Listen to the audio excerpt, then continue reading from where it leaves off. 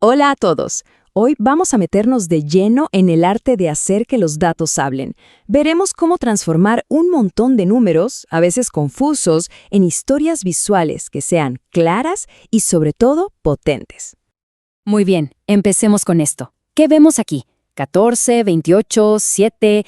Así, en crudo, estos números son, pues, un caos de información. No nos dicen mucho, ¿verdad? Realmente no nos cuentan ninguna historia. O tal vez sí.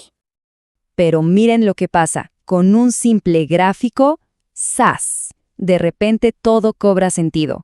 Ahora sí que podemos ver cuáles valores son altos, cuáles son bajos y cómo se comparan entre sí. Aquí es donde la historia empieza a tomar forma. Y es que esa es justamente la magia de los gráficos.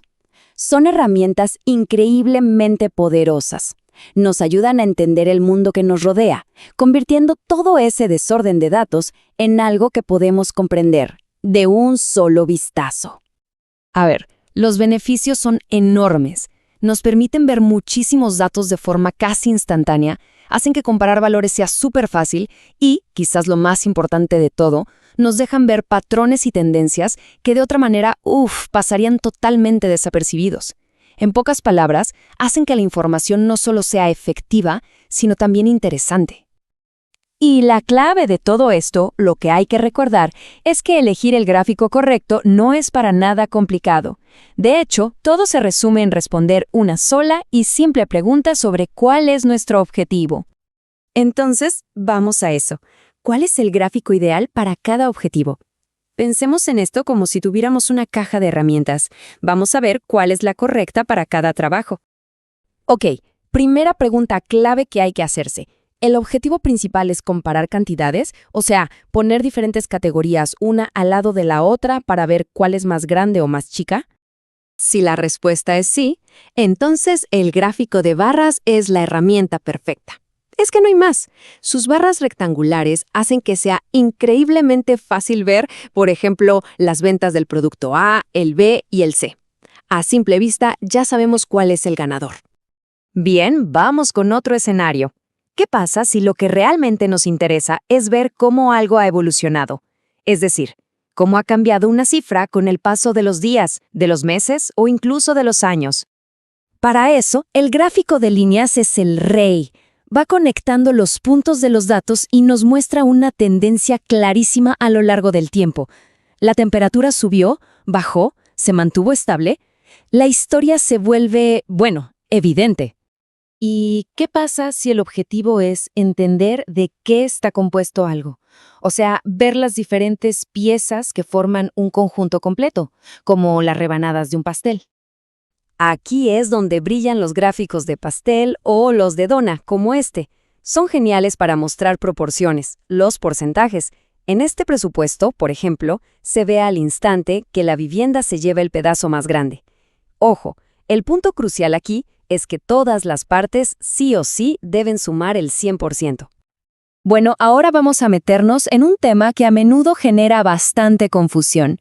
Aclaremos de una vez por todas la diferencia, que es fundamental, entre un gráfico de barras y un histograma. Pueden parecerse, sí, pero cumplen funciones muy distintas. La clave está en dos cosas. Primero, el tipo de datos que usan. Los gráficos de barras son para datos discretos, o sea, categorías separadas. En cambio, los histogramas usan datos continuos, es decir, rangos de números. Y segundo, en cómo se ven. En los gráficos de barras siempre hay un espacio. En el histograma, las barras van pegaditas. Entonces, ¿qué son exactamente los datos discretos? Bueno, son cosas que podemos contar. Son elementos distintos que no tienen nada en medio. Pensemos en colores favoritos, tipos de productos, el número de personas en una habitación. Son categorías que no se tocan entre sí. Por otro lado, los datos continuos son los que se miden y pueden tomar cualquier valor dentro de un rango. Por eso mismo, los agrupamos en intervalos, como los rangos de edad, de altura o de temperatura. Aquí el flujo de datos no tiene interrupciones. Por ejemplo, un gráfico de barras para colores favoritos. Cada color es una categoría distinta, separada del resto. Por eso las barras tienen ese espacio entre ellas. Es que no hay un punto medio entre rojo y azul, ¿cierto? En cambio, un histograma que muestra rangos de edad es otra historia. Las barras se tocan porque los datos fluyen sin parar de un rango al que sigue. Justo donde termina el rango de 0 a 10 años, empieza el de 11 a 20. Esa es la diferencia visual clave. Muy bien, ya para ir cerrando, vamos a resumir todo esto en una regla de oro que es simple pero súper poderosa, para que cualquiera pueda construir historias con cualquier conjunto de datos. La regla de oro es así de sencilla. Primero, definir el objetivo y después, elegir la herramienta. Si se quiere comparar cantidades, se usan las barras. Para mostrar tendencias en el tiempo, lo mejor son las líneas. Y para ver los porcentajes de un todo, la opción ideal es un gráfico de pastel, así de simple. Y con esto llegamos al final. La próxima vez que se encuentren con un conjunto de datos, ya sea en un informe, en el trabajo o en las noticias, vale la pena preguntarse, ¿qué historia me están tratando de contar? Y más importante aún, ¿están usando el gráfico correcto para hacerlo?